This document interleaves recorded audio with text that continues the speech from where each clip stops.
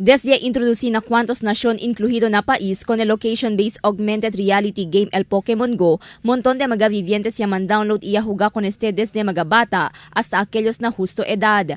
Na sobra juego con el mencionado game, ya tiene este mga negativo resulta razón para cuantos alto oficiales limita con el juego de este.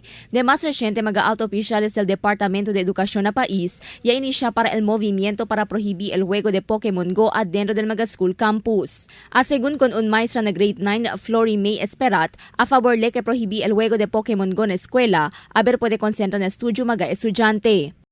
Siyempre, favor yo kasi while can entertain ang mga bata, distractive naman na studies nila.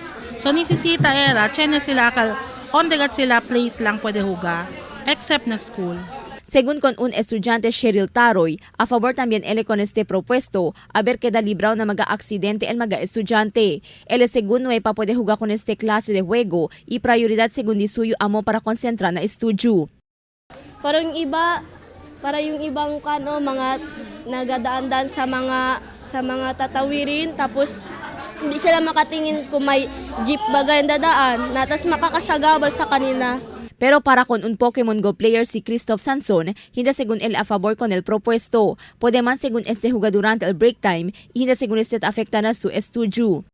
Bago lang, ma'am. Bago lang. Bakit mo gusto maglaro ng Pokémon Go? Maganda, tapos magguli ng Pokemon.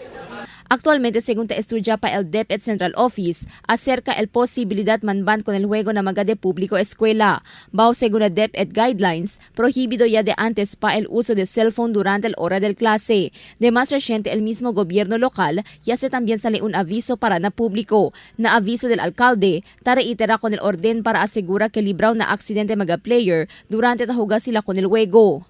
Crystal Almonia, Dateline Zamboanga.